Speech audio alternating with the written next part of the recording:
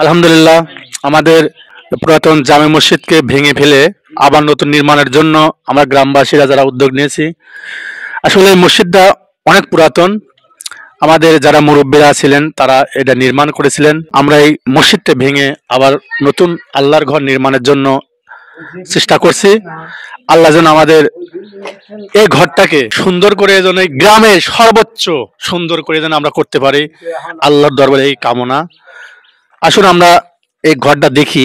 আল্লাহর ঘর, আমাদের সেই ঘরটা অনেক পুরাতন ঘর। এই মসজিদটা আমাদের বাপ দাদারা তৈরি করেছিলেন। আমাদের সময় এসে আমরা একটু চেষ্টা করছি যেন এই মসজিদ, এই আমাদের জামে মসজিদটা যেন আল্লাহর ঘর মসজিদ যেন অনেক সুন্দর করতে পারি। আল্লাহর ইবাদতের যে স্থান সর্বোচ্চ সুন্দর করে যেন আমরা গড়ে তুলতে পারি।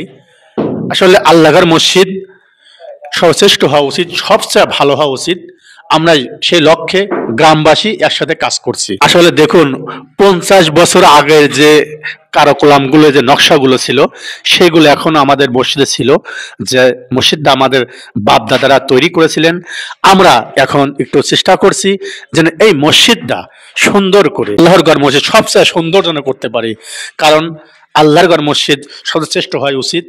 আমরা যারা মুরব্বীরা করেছিলেন, আলহামদুলিল্লাহ সেই সময় এই মসজিদটা ছাদ করে করেছিলেন, আলহামদুলিল্লাহ সেই সময় অনেক ভালো ছিল। এখন যে সময় আমরা অনেক গ্রামবাসী চেষ্টা করে একটু চেষ্টা করছি যেন সবচেয়ে ভালো মসজিদটা নির্মাণ করতে পারি, এই আল্লাহঘর মসজিদ।